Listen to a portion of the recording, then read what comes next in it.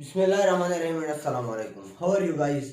My name is Hidayatullah और आप देख रहे हैं हसन ऑनलाइन एजुकेशन। आज का जो हमारा लेक्चर है और instrumentation and principle of ultra violet rays के हवाले से हम स्टडी करेंगे और ये हमारा लेक्चर नंबर 2 है। लेकिन लेक्चर को स्टार्ट करने से पहले आप सबसे गुजारिश है कि हमारी इस वीडियो को लाइक, शेयर और सब्सक्राइब करना मत भूलिए और साथ साथ बेल आइकन को प्रेस करें ताकि हमारे आने वाली हर नई वीडियो का नोटिफिकेशन आपको बर वक्त मिल सके। चलिए स्टार्ट करते हैं instrumentation and principle of ultra violet rays. सबसे पहले हम देखते हैं कि इसकी इंस्ट्रूमेंटेशन किस तरह होती है और ये सैंपल को किस तरह प्रोसेस करता है। सबसे पहले हम ये देखते हैं और इसके बाद हम इसकी प्रिंसिपल को स्टडी करेंगे। देखिए instrumentation of ultra violet rays में हम क्या करते हैं, किसी सैंपल को किस चीज पर मेजर करते हैं, अल्ट्रा वायलेट स्पेक्ट्रोमीटर पर हम इसकी मेजरमेंट करते हैं। सबसे पहले अल्ट्रा वायलेट स्पेक्ट्रोमीटर को हम इसमें यूज करते हैं। इसके अलावा अल्ट्रा वायलेट स्पेक्ट्रोमीटर की रीजन क्या होती है, 10 nm से लेकर 400 nm तक अल्ट्रा वायलेट रीजन हमारे पास आता है और इसके बाद विजिबल रीजन आता है जो कि 400 nm से स्टार्ट होकर 800 nm तक होता है। अगर हम इन दोनों की कंबाइनली बात करें कि ये दोनों जब हम स्टडी करते हैं तो हम कौन से रीजन से कहां तक स्टार्ट करते हैं, तो हम 10 nm से लेकर 800 nm तक हम इसको स्टडी करते हैं जो कि both ultra violet and visible region है। And this both have 10 nm to 800 nm। अगर हम यहां पर किसी कंपाउंड को मेजर करते हैं, अगर वो बिलो 200 nm से बिलो हो तो उसकी स्टडी में यहां पर किया जाता है, प्रॉब्लम आते हैं। किस तरह प्रॉब्लम आता है, देखिए अगर हम बिलो 200 nm से इसकी स्टडी करते हैं then we can not observe it by the ultra violet spectrometer. तो इसी किस्म के पार्टिकल या इसी किस्म के सब्सटेंसेस को जो 200 nm से कम हो, इसको हम अल्ट्रा वायलेट स्पेक्ट्रोमीटर पर इसकी मेजरमेंट नहीं कर सकते। क्यों नहीं कर सकते, बिकॉज ऑफ ऑक्सीजन और एयर कंटेन्स डिफरेंट मिक्सचर। क्योंकि यहां पर फिर एयर होता है इसकी इंस्ट्रूमेंटेशन में या ऑक्सीजन होती है, जिसकी वजह से ये डिफरेंट मिक्सचर्स इसमें आते हैं। तो इसी वजह से हम बिलो 200 नैनोमीटर पर इसकी स्टडी नहीं करते। अगर हमने ऐसे बिलो 200 नैनोमीटर पर इसकी स्टडी करनी है then we can remove air. तो हमने फिर एयर को रिमूव करना है या ऑक्सीजन होता है या जितनी भी जो साइड कंपाउंड्स होते हैं इसको हमने फिर रिमूव करने हैं। इसकी रिमूवल के बाद हम इसकी स्टडी करते हैं कितनी नैनोमीटर तक, 150 नैनोमीटर तक हम फिर इसकी स्टडी करते हैं।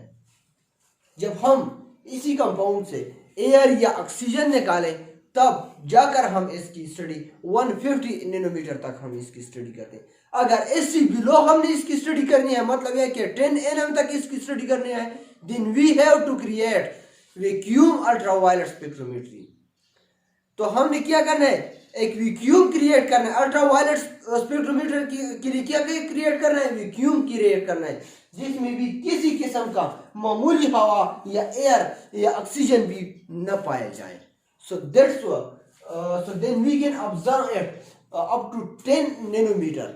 तब जाकर हम 10 नैनोमीटर तक इसकी स्टडी कर सकते हैं अल्ट्रा वायलेट स्पेक्ट्रोस्कोपी पर। देखिए and below 200 nanometre region can not observe the ultra violet spectrometer because of oxygen and air contains different mixture and etcetera. हम इसकी इजीली मेजरमेंट नहीं कर सकते क्योंकि air it contains air, oxygen which contains different mixture. तो हम इसकी below 200 nanometre से इसकी स्टडी नहीं कर सकते। अगर हमने इसकी बिलो 200 नैनोमीटर से स्टडी करनी है then we have to remove. तब हमने ये एयर या ऑक्सीजन जितनी भी मिक्सचर होते हैं या डिफरेंट कंपाउंड्स होते हैं इसको हमने क्या करना है, रिमूव करना है, निकालना है। तब जाकर हम इसकी स्टडी कर सकते हैं कितने नैनोमीटर तक, 150 नैनोमीटर तक। देखें 150 नैनोमीटर तक हम इसकी स्टडी कर सकते हैं। देखें and when we remove air then we can observe about 150 nanometre of nitrogen compound. तब हम नाइट्रोजन कंपाउंड को कितने नैनोमीटर तक स्टडी कर सकते हैं? 150 नैनोमीटर तक स्टडी करते हैं। अगर इसी नाइट्रोजन कंपाउंड को हमने 10 नैनोमीटर तक स्टडी करना है, then we have to create, तब हमने क्रिएट करना है, बनाना है किस चीज को? वैक्यूम अल्ट्रावायलेट स्पेक्ट्रोस्कोपी को हमने क्रिएट करना है, तब जाकर हम इसकी नाइट्रोजन कंपाउंड के 10 नैनोमीटर तक इसकी स्टडी कर सकते हैं। देखिए, and when comes below or when we observe it up to 10 nanometer, then we must have to create the vacuum ultraviolet region. तब हमने क्या करना है? वैक्यूम अल्ट्रावायलेट रीजन को क्रिएट करना है। अब हम इसकी इंस्ट्रूमेंटेशन देखते हैं कि इसकी इंस्ट्रूमेंटेशन किस तरह होती है और इसकी प्रोसेस किस तरह होती है। अब हम इसको देखेंगे इसकी इंस्ट्रूमेंटेशन में। सो देखिए, ये इंस्ट्रूमेंटेशन का डायग्राम हमने ड्रा किया है।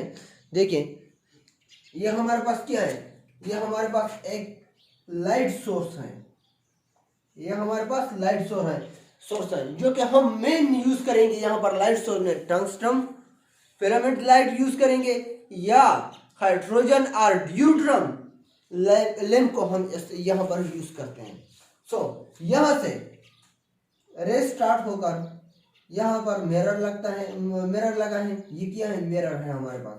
अब मिरर से ये रेज यहाँ से रिफ्लेक्ट होकर यहाँ पर दूसरा मिरर लगा है, ये दूसरा मिरर है, और फिर यहाँ से फिर रिफ्लेक्ट होकर ये मोनोक्रोमेटिक लाइट मोनोक्रोमेटर है। यहाँ हमारे पास क्या है? यहाँ हमारे पास मोनोक्रोमेटर है। मोनोक्रोमेटर का काम क्या है? ये मल्टी रेज लाइट को किस में कन्वर्ट करते हैं? मोनोक्रोमेटिक सिंगल बीम में, सिंगल लाइट में या सिंगल रेज में इसको कन्वर्ट करते हैं। इसका काम यही है मोनोक्रोमेटर का। तो यहाँ पर ये एंटर होते हैं, ये एंट्रेंस है ये इस रेज की। फिर यहाँ पर मिरर है, मिरर से ये यहाँ से रिफ्लेक्ट होकर यहाँ दूसरा मिरर लगा है, इस पे जाकर पड़ती है और इस मिरर से रिफ्लेक्ट होकर यहाँ पर निकलती है। ये आउट एग्जिट है। मोनोक्रोमेटर से यहाँ पर रेज जो है ये एग्जिट होती है और यहाँ पर हमारे पास लगता है बीम स्प्लिटर। ये क्या है? ये हमारे पास बीम स्प्लिटर है और बीम स्प्लिटर का काम क्या है कि ये यही ऐसी रेस को टू डिफरेंट वेव्स में जो है इसको डिवाइड करते हैं, डिफरेंट वेव्स में इसको भेजते हैं, टू डिफरेंट वेव्स में भेजते हैं। एक नीचे की तरफ भेजता है, दूसरा वेव जो है और ऊपर की तरफ भेजते हैं। और जो ऊपर की तरफ भेजता है यहाँ पर इस कोने में मिरर लगा है, ये मिरर है हमारे पास। ये मिरर का काम क्या है कि इस सीरीज को रिफ्लेक्ट करना है सीधे। यहाँ पर क्या है? यहाँ हमारे पास रेफरेंस सेल है। रेफरेंस सेल का काम क्या है? यहाँ पर हमने रेफरेंस यूज करना है एज अ रेफरेंस। हम जो भी यूज करते हैं और ज्यादातर हम यहाँ पर एज अ रेफरेंस जो यूज करते हैं वो डिस्टिल्ड वाटर होता है। ज्यादातर हम इसी या जितनी भी स्पेक्ट्रोस्कोपी है इसमें हम ज्यादातर रेफरेंस के तौर पर जो है और डिस्टिल्ड वाटर यूज करते हैं। सो यहाँ पर हम डिस्टिल्ड वाटर यूज करते हैं एज अ रेफरेंस के तौर पर। सो ये लाइट इसी रेफरेंस पर वो डिस्टिल्ड वाटर पे पास होकर यहाँ पर दूसरा मिरर है, इसी मिरर से टकराकर ये फिर नीचे की तरफ इसको बेंड करते हैं। जब नीचे की तरफ बेंड करते हैं यहाँ पर ऑप्टिकल चॉपर लगा है, ये इसी तरह गोल पहिए की सूरत में होता है, ये इससे टकराते हैं। अब हम दूसरी तरफ चलते हैं कि जब बीम स्प्लिटर से रेज जो दूसरी तरफ निकलती हैं वो कहाँ पर जाती हैं? यहाँ पर मिरर लगा है, मिरर से ये रिफ्लेक्ट होकर सीधा यहाँ पर केवेट लगा है और केवेट में हम क्या यूज करते हैं? ये जिस चीज की हमने मेजरमेंट करनी है इसी को हमने यूज करना है। ये हमारे पास क्या है? ये हमारे पास सैंपल ट्यूब है। इसी सैंपल में उसी कंपाउंड, उसी मेटल या इसी स्पीशीज को हमने डालना है जिसकी हम स्पेक्ट्रोस्कोपी करते हैं। सो ये केवेट है, केवेट में हमने ये सैंपल ट्यूब रखा है और सैंपल ट्यूब में हम उसी कंपाउंड या सैंपल को जो है वो डालते हैं। सो जब ये बीम स्प्लिटर से ये रेज इस तरफ आते हैं, इस मिरर से टकरा कर ये फिर सीधी हो जाते हैं और सीधे होकर ये केवेट पर से पास होकर, केवेट में क्या होता है? सैंपल होता है। जिस चीज के हम मेजरमेंट करते हैं, स्पेक्ट्रोस्कोपी करते हैं, उसी सैंपल से ये रेस पास होकर ऑप्टिकल चॉपर तक पहुंचती है और ऑप्टिकल चॉपर से ये रेफरेंस सेल से जो रेज आती है और सैंपल से जो रेज आती है ये आपस में टकराती है और इसकी टकराने से हमारे पास एक करंट प्रोड्यूस होता है, जो कि ये करंट कौन डिटेक्ट करता है? यहाँ पर हमारे पास एक डिटेक्टर लगा है, ये हमारे पास क्या है? ये डिटेक्टर है। और यही जो स्पेक्ट्रा है या रेज जो है ये फिर इसी डिटेक्टर की थ्रू जाते हैं किस चीज में? एम्पलीफायर में। यहाँ पर इसी को ये डिटेक्ट करते हैं इसी रेज को, और ये फिर एम्पलीफायर में जाती है। एम्पलीफायर में ये क्या जो हो जाता है, ये शॉर्ट वेव लेंथ के होते हैं और स्पीड भी उसकी थोड़ी सी कम हो जाए। एम्पलीफायर में क्या होता है, इस पर इसी अल्टरनेटिव करंट पास की जाती है। अल्टरनेटिव करंट पर पास करने से ये क्या हो जाती है, ये स्पीड अप हो जाता है और इसकी वेव जो है थोड़ी सी लेंथ हो जाती है, इसकी वेव जो है थोड़ी सी लेंथी हो जाती है। अब एम्पलीफायर के बाद हमारे पास ये रिकॉर्डर लगा है। रिकॉर्डर का काम क्या है? इसी मेजरमेंट को इन द फॉर्म ऑफ स्पेक्ट्रा इसको रिकॉर्ड करते हैं, जो कि हमारे पास मुख्तलिफ किस्म की पीक्स होते हैं, और जिससे हम ये डिनोट करते हैं कि इसमें यही कंपाउंड पाया जाता है। So this is all about the instrumentation of ultraviolet spectrometry. अब हम इसके बाद principal of ultraviolet and visible spectroscopy जो है उसको स्टडी करते हैं। सो प्रिंसिपल में फर्स्ट प्रिंसिपल क्या है? The basic principle is the interaction between light and matter. Basic principle क्या है? फर्स्ट ऑफ ऑल लाइट और मैटर को आपस में इंटरेक्शन करने हैं, टकराना है। सैंपल में हम लाइट को जो है वो पास करना है। सो फॉर एग्जांपल ये हमारे पास एक सैंपल है, इस पर हमने ये रेडिएशन पास किया है। देन नेक्स्ट स्टेप क्या आता है? नेक्स्ट प्रिंसिपल क्या है? व्हेन मैटर एब्जॉर्ब लाइट, जब यही मैटर या यही कंपाउंड लाइट को एब्जॉर्ब करता है, it will cause the excitation and de excitation. So ये क्या कॉज करता है? Excitation and de excitation of the matter cause करता है या ऑफ द मॉलिक्यूल्स कॉज करता है। सो देखिए फॉर एग्जांपल यहाँ पर हमारे पास इन्हीं मॉलिक्यूल्स है, ये इन्हीं मॉलिक्यूल्स है, ये ग्राउंड स्टेट में होते हैं। जब ये इस पर लाइट पास हो जाती है यहाँ से, जब यहाँ से एच न्यू जो है लाइट हमारे पास इस पर पास होती है, तो फिर ये क्या हो जाते हैं? ये एक्साइटेड हो जाता है, एक्साइटेड स्टेट में चला जाता है यहाँ पर। और जो हमने स्टार लगाए हैं ये एक्साइटेड स्टेट को जाहिर करता है कि ये मॉलिक्यूल जो है अब एक्साइटेड स्टेट में है, और फिर ये इसी स्टेट में कब तक रहता है, कितने टाइम तक रहता है? ये कल हमने पढ़ा था कि 10⁻⁵ से लेकर 10⁻⁷ सेकेंड तक ये यहाँ पर एक्साइटेड स्टेट में फिर रहता है। अब नेक्स्ट क्या होता है? व्हेन अल्ट्रावायलेट रेडिएशन एब्जॉर्ब्ड, जब अल्ट्रावायलेट रेडिएशन एब्जॉर्ब होती है किसी कंपाउंड में या मैटर में, then this will result the excitation of the electron from the ground state to the excited state। तब ये क्या काज करते हैं? ये एक्साइटेशन ऑफ द इलेक्ट्रॉन काज करते हैं from ground state to excited state. Third principal क्या है? when molecules containing pi electron, जब इस तरह कोई मॉलिक्यूल्स हो जिसमें पाई इलेक्ट्रॉन्स होते हैं और नॉन बॉन्डिंग, पाई इलेक्ट्रॉन्स को हम क्या बोलते हैं? नॉन बॉन्डिंग बी इलेक्ट्रॉन्स या नॉन बॉन्डिंग इलेक्ट्रॉन्स होते हैं, कैन एब्जॉर्ब एनर्जी। जब पाई इलेक्ट्रॉन और नॉन बॉन्डिंग इलेक्ट्रॉन एनर्जी को एब्जॉर्ब करते हैं in the form of ultraviolet light, ultraviolet light की फॉर्म में इसको एब्जॉर्ब करता है, then to excite, then these light excite these molecules, pi electrons are non-bonding electrons, these electrons to the higher indie-bonding molecular orbital or the pi star molecular orbital। सब तब ये क्या काज करते हैं? ये एक्साइटमेंट काज करते हैं किस चीज के? इलेक्ट्रॉन की, of pi or non bonding electron. जब इसकी इलेक्ट्रॉन की जो है इसको एक्साइटेड करती है, then it will move to the higher energy orbital। higher energy orbital इसके लिए क्या होता है? या पाई स्टार होता है या एन स्टार होता है। इसी किस्म के ये जो ऑर्बिटल में जो है वो फिर जो है चले जाते हैं।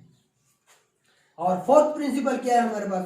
The more easily excited electron, जब बहुत आसानी के साथ इलेक्ट्रॉन जो है वो एक्साइटेड हो जाते हैं, देन इट कैन और फिर ये क्या काज करता है, लॉन्गर द वेवलेंथ, ये इसकी वेवलेंथ क्या हो जाती है, फिर लॉन्गर हो जाती है। So the longer the wavelength of the light, so the light की वेवलेंथ जो है वो लॉन्गर हो जाती है। देखिए एब्जॉर्ब, जो इसने इसी कंपाउंड या मेटर ने जो है एब्जॉर्ब किया है। सो therefore the possible electronic four transition, so we have that, और इसके बाद हमारे पास कितने इलेक्ट्रॉनिक ट्रांजिशन है, pi to pi star transition होता है हमारे पास, सिग्मा टू सिग्मा स्टार होता है, एन टू एन स्टार होता है, और इसके अलावा एन टू पाई स्टार भी होता है। इसी किस्म की जो है हमारे पास 4 डिफरेंट ट्रांजिशंस हैं। तो देखिए फर्स्ट ट्रांजिशन स्टेट क्या है, पाई टू पाई स्टार है हमारे पास। सेकंड क्या है, n to pi star, n orbital से पाई स्टार में चले जाते हैं, या सिग्मा से सिग्मा स्टार में चले जाते हैं इलेक्ट्रॉन, या फोर्थ जो ट्रांजिशन स्टेट है वो एन से सिग्मा स्टार में चले जाते हैं। ये हमारे पास डिफरेंट 4 किस्म की जो है वो ट्रांजिशन स्टेट है। अब इसको हम अलग अलग जाकर स्टडी करेंगे। अब हमने क्या पढ़ा है, हमने पढ़ा है कि we have 4 different possible transition state like pi to pi star, n to pi star, sigma to sigma star and n to sigma star, and order of their increasing energy have sigma to sigma star have the greater energy, then the n to sigma star and n to sigma star have the greater energy to pi to pi star, and then the n to pi star have the lesser energy। अब हम इन चारों को अलग अलग जगह पढ़ते हैं कि ये कौन कौन से कंपाउंड्स में होता है। सो देखिए फर्स्ट ऑफ ऑल हमारे पास क्या है, pi to pi star. So pi to pi star transition जो है ये कौन से कंपाउंड में होता है, इट विल अगर इन अनसैचुरेटेड कंपाउंड, ये हमारे पास अनसैचुरेटेड कंपाउंड में होते हैं like benzene or CH2 double bond CH2 और CH ट्रिपल बॉन्ड CH। इसी किस्म के जितने भी कंपाउंड्स हैं इसी में हमारे पास पाई टू पाई स्टार जो है इस किस्म की ट्रांजिशन होती है। अब n to pi star transition कौन से कंपाउंड में होता है, this type of transition also अगर इन द अनसैचुरेटेड कंपाउंड, यही ट्रांजिशन भी अनसैचुरेटेड कंपाउंड में पॉसिबल है like CH3 double bond OCH। ये हमारे पास क्या है, एल्डिहाइड, जितनी भी एल्डिहाइड्स है उसमें ये ट्रांजिशन पॉसिबल है, या कार्बोक्सिलिक एसिड जो है इसी में इसी किस्म के ट्रांजिशन जो है ये प्रेजेंट है। CH3 से डबल बॉन्ड OH हमारे पास क्या है, कार्बोक्सिलिक एसिड है। तो इसी किस्म की जितनी भी कंपाउंड्स है इसी में ये एन टू पाई स्टार जो ट्रांजिशन है ये पॉसिबल है। अब थर्ड नंबर पर हमारे पास है सिग्मा टू सिग्मा स्टार, यही ट्रांजिशन है। सो अब हम देखते हैं कि sigma to sigma star transition कौन से कंपाउंड में होता है। So that type of transition अगर in the saturated compounds like, देखिए कौन से सैचुरेटेड कंपाउंड में ये पॉसिबल है, sigma to sigma star. So देखिए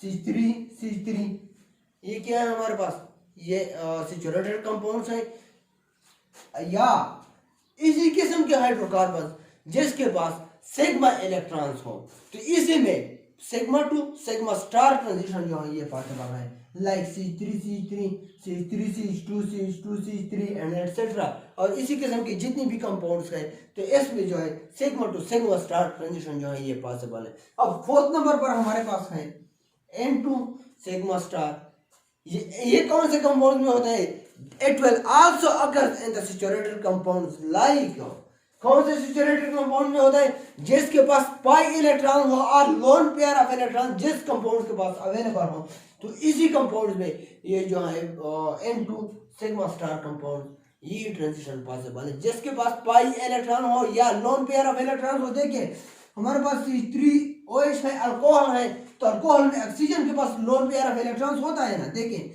ये यहाँ पर ऑक्सीजन के पास लोन पेयर ऑफ इलेक्ट्रॉन्स होते हैं। तो इसी किस्म के कंपाउंड में n to sigma star transition जो है ये पॉसिबल है। या ट्राइमिथाइल अमीन जो होता है जिसके पास अवेलेबल ये नाइट्रोजन है, नाइट्रोजन के पास क्या है, one loan pair of electrons होता है ना, देखें यहाँ पर one loan pair of electron है, यहाँ पर इसके साथ CH3 अटैच है, इस साइड से CH3 अटैच है और इस साइड से भी CH3 अटैच है एंड एटसेट्रा। और इसी किस्म के जितनी भी कंपाउंड्स हैं इनमें इनटू सिग्मा स्टार ट्रांजिशन जो है ये पॉसिबल्स होते हैं।